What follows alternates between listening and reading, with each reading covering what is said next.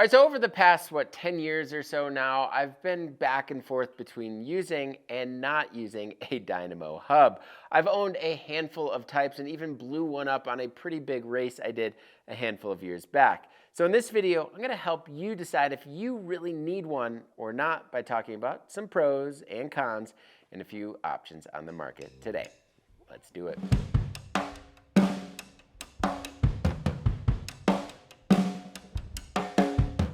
We have done plenty of talk about Dynamo hubs on bikePacking.com, and this is more or less an extension of that, but with a bit of personal thoughts at a much lower level than Josh Meissner's full Dynamo hub guide, which you can find in the description below. But before we get any further, I do want to take a quick moment to let you all know that this video is supported in part by Old Man Mountain. Dealing with the jostling and swaying load can be a real headache, but Old Man Mountain racks have you covered, keeping your gear snug and secure and allowing you to concentrate on the trail instead of consistently adjusting a wiggling load behind you. These racks are designed for both small and heavy loads, offering incredible versatility that fits nearly any bike thanks to their fit kits. So, if you're in the search for a more secure storage option, Old Man Mountain has a solution for you. So to check out the range of Old Man Mountain racks and accessories, click on the card right here or also follow the link below. So a Dynamo wheel is essentially a front wheel, as you see here, equipped with a small generator that creates power as you ride. So as the wheel spins, the Dynamo hub produces a steady stream of electricity. Nothing crazy, generally anywhere from 3 to 6 watts, which can be used to power lights or charge small devices like GPS or phone. For comparison's sake here, a new iPhone wall charger produces roughly 20 watts. Now, Dynamo hubs have been around for a long time, but recent advancements have made them a little bit more efficient and lighter, so they're increasingly popular with, say, bike packers and commuters who want reliable on-the-go power without needing to stop and charge. But there's a catch. There's always a catch, right? And we'll get into that soon. So a Dynamo wheel set offers plenty of benefits, especially for riders looking for a self-sufficient setup. By generating power, you eliminate the need to charge batteries for lights or small devices like your phone, GPS, or satellite messenger. This makes it ideal for long-distance rides and bike packing. Having lights that are also always on significantly improve safety and visibility, particularly for commuters or those riding at night. Additionally, it's an eco-friendly choice, reducing reliance on batteries. While the initial investment might be a little bit higher than a normal wheel set, it might save you money in the long run by cutting down on the need for external batteries and power banks. So many folks see the benefit, particularly in the racing realm. In fact, 68% of this year's Tour Divide racers had a Dynamo system. And this makes sense as these individuals are riding long distances at night where charging batteries for 2, 3, sometimes 4 weeks would not be a sensible choice considering it's a race. Of course, a Dynamo wheel set has some downsides to consider. First, it adds a bit of weight to the front wheel and creates a slight drag when you're riding, which can be noticeable if you're really focused on speed. So when you spin the hub by hand like this, the drag kind of feels pretty drastic, but it's much less noticeable when you're actually out riding. That said, some hubs perform better than others in this regard. Then there's also the downside of cost, likely the biggest deterrent. So Dynamo hubs, lights, and chargers can get pricey, especially for those high-end or high-quality setups. We're looking at upwards to $2,000 USD for some high-end setups. While Dynamo hubs can keep smaller devices powered, it has its limits. It's not designed for high power demand. So if you're, say, charging multiple devices or heavier electronics, you'll certainly need an alternative solution here. Finally, it's one more component that, could require occasional maintenance or fail altogether. In fact, during my 2015 Tour Divide run, I couldn't figure out why my bike felt so sluggish. In the middle of nowhere in New Mexico, I realized that there was a significant drag on my bike, and it made me feel like I was working much harder than I should have. And no, it wasn't just my fatigued legs after some 2,000 miles. So when I got home, I discovered that the bearings inside my Shutter Precision hub had failed. I had to then send the wheel back to the wheel builder, who then had to send the hub back to Shutter Precision, as it is not really user serviceable. So with all of that in mind, who is a Dynamo wheel set for, or front wheel? This is something I've been pondering for a while. It's definitely marketed heavily towards us, bike packers, but is it truly necessary for most of us? It's somewhat of a conundrum. So many bike packers, especially on, say, shorter trips, usually include resupply points or find that a power bank is sufficient. No doubt, Dynamo hubs shine, pun intended, for multi-week or month-long trips, but for a weekend or even a 4 or 5 day trip, I don't particularly find them helpful. So another consideration is speed. Many Dynamo lights don't actually perform well at low speed. So if you're, say, slowly climbing single track at 3 to 5 miles an hour, the light can be unreliable. Even at 5 to 7 miles an hour on rough terrain, it might be hard to see what's in front of you without a secondary light on your helmet.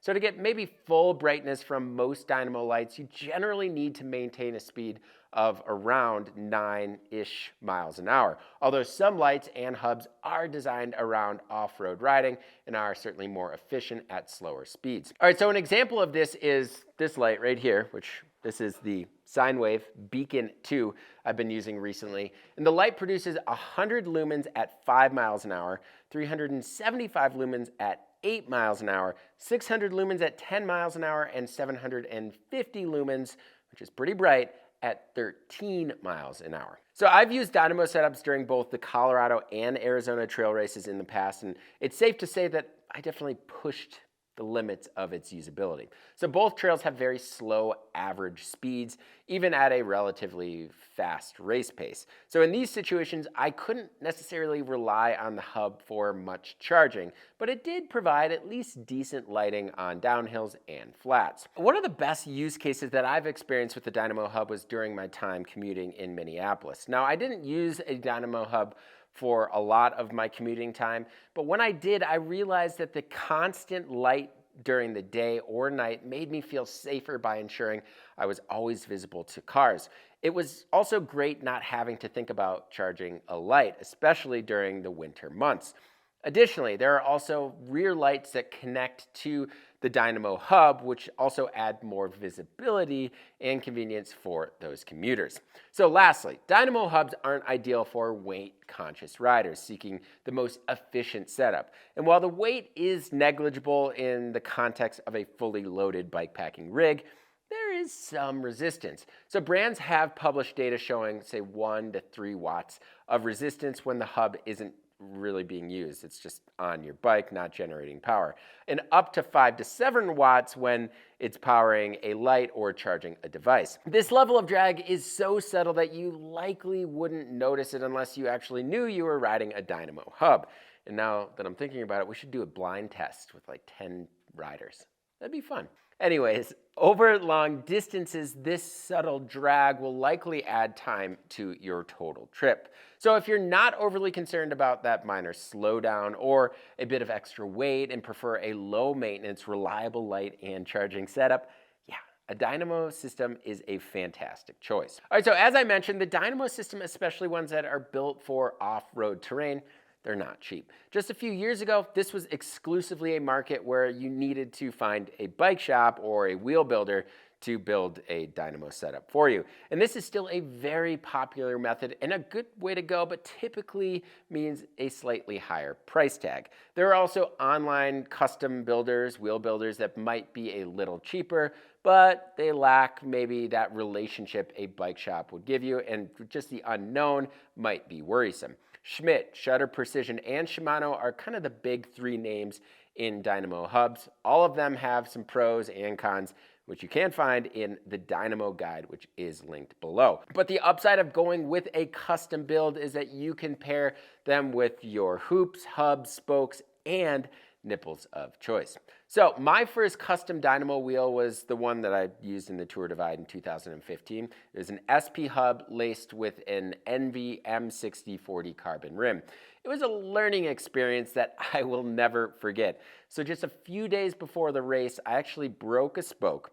But I was really glad it happened when it did because it made me realize how difficult field repairs would be. So the J-bend spokes, proprietary internal nipples, and the special tool required to tighten those nipples would have made on-the-trail repairs almost impossible.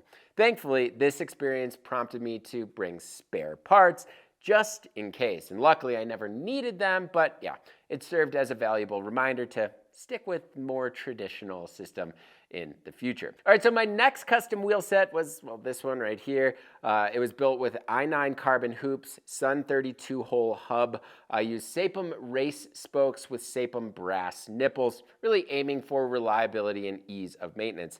I had planned to use these in the Tour Divide for 2020, but yeah, the world shut down, and after that, really, everything changed in my life. Including this YouTube channel, which is kind of fun. Anyways, yeah, I still own these, but I really don't use them that much. They just kind of hang out. So more recently, we've seen the emergence of system wheels, pre-built Dynamo hub set wheels for consumer convenience. These are often branded or incorporate one of those 3 popular Dynamo hub designs. So the most notable and recent release, and well, the reason this video is coming out now, is the new DT Swiss system wheels. So both the GR1600 spline and G1800 spline are built with the new DT Swiss 350 SP PL7 Dynamo hub. So this hub features Shutter Precision's internals combined with DT Swiss's bearings and a custom hub shell. So I've been riding this hub on the Otto Warrican for the past few weeks, and it's actually been a very impressive wheel. It feels very efficient, and based on DT Swiss's testing, the resistance appears to be on the low end of what I mentioned earlier on in this video. However, one current limitation of this setup is that it's only available in 12 by 100 millimeter spacing with 24-hole configuration. This certainly makes it more suited for road and gravel riders than the off-road segment. Hopefully this is just the beginning because I'd love to see this SP DT Swiss collab hub in 32-hole boost-spaced options paired with a wider rim. So one feature I do really appreciate is the hub's straight pull spokes, which obviously simplify spoke replacement. I also think it's really intriguing that DT Swiss has taken SP's technology and combined it with their expertise in crafting an attractive hub and, well, using their reliable bearings. And so far it's been promising, but we will continue to test to see how they fare over the long term. All right, so the GR1600 Dynamo wheel set comes in at a weight of 1,075 grams just for the front and costs $443 USD, while the G1800 wheel weighs 1,095 grams and costs $343 USD, again, just for the front. The DT350 SP PL7 hub is sold separately if you want to lace it up yourself, and that comes in at a weight of 376 grams and costs $237 USD. Hunt is another company that offers system wheels, offering options for both mountain biking with the Search 29 mountain bike Dynamo in collaboration with Mason Cycles, and road/gravel riding with the Super Dura, which Miles just tested over the past 4 years and published a review last month. And if you're interested in reading more about that, it is linked in the description below. Hunt offers the Super Dura in 100 millimeter hub spacing and the Search 29 in 110 spacing, both with robust 32-hole Sun hubs. And they've chosen to use Sun Dynamo hubs with triple butted 2.0 to 1.6 to 2.0 millimeter spokes in 3 cross patterns with brass nipples for added strength and durability. There are also other ready-to-purchase options from Curve, Sonder, and Velocity, but generally speaking here, this is a very small segment of the market. However, with Hunt being around and now DT Swiss entering the market, it might be an emerging space, something to keep an eye on down the road. All right, so do you need a Dynamo wheel set? There's no doubt they're a great thing to have under the right circumstances. If you're racing or riding through the night for multiple nights in a row, or on an extended months or year-long trip, a Dynamo wheel set can be it's a sensible option. But if you're just out for a weekend trip or a 3-day trip, 4-day trip, a small external battery pack might be all you really need. And it's gonna be a lot cheaper. So what do you all think? Are Dynamo wheels a must-have for a bike packing setup, or do you think it might be overkill? Let me know in the comment section below. As always, thank you all so much for watching. And if you like what you saw in this video and want to see a little bit more like it, please hit that subscribe button and notification bell. And if you want to help support this YouTube channel, everything we're doing at bikepacking.com, you can do so by signing up for the Bikepacking Collective. The Collective offers a lot of awesome perks, including industry discounts, monthly giveaways, and the twice-yearly Bikepacking Journal. So to learn a little bit more about the Collective, you can click on the card in the top right corner, or else follow the link in the description below. As always, thank you all so much for watching, and until next time, pedal further.